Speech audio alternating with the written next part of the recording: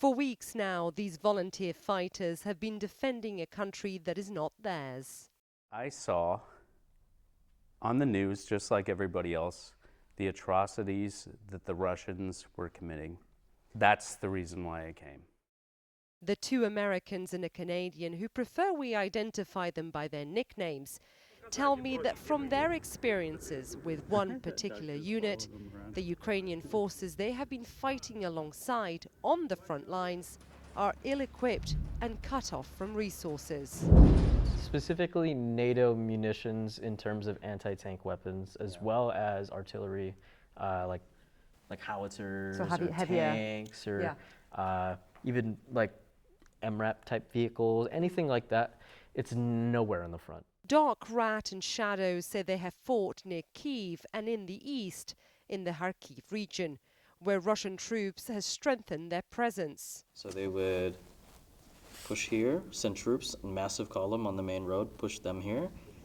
This video, filmed by them, shows the challenging terrain. It's just fields as far as the eye can see, with nothing but open ground and next to zero concealment. A battleground that without the right equipment can be deadly, the former Canadian Armed Forces sergeant tells me. I think that it's a miracle, it's a straight up miracle that we are still alive. You basically have to be a tank or artillery or a aircraft right now to fight in the Eastern Front. So far, the US has approved more than $3 billion in military assistance to Ukraine, including thousands of Javelin, Stinger missiles and other critical weapons. Equipment that these former US Marines say they haven't seen. The stuff from these packages need to get to the front. They do. So much so, they are being teased about it. We would have guys coming up to us with Google Translate. Yes. Where are the howitzers? Where is Biden's help? Or where is NATO's help?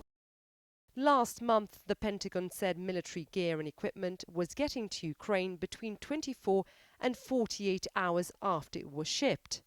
But the US was transferring it to Ukrainian hands and not dictating how fast they get it to the front line or what unit gets them.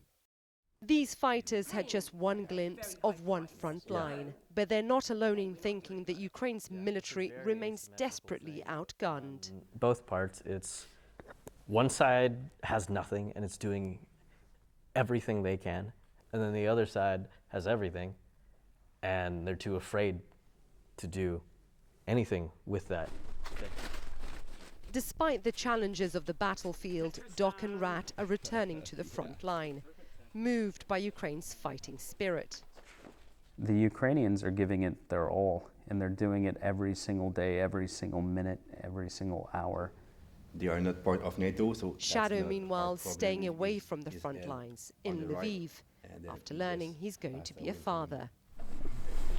Camaraderie and a common cause as they fight for freedom in a foreign land. Isa Suarez, CNN, Lviv, Ukraine.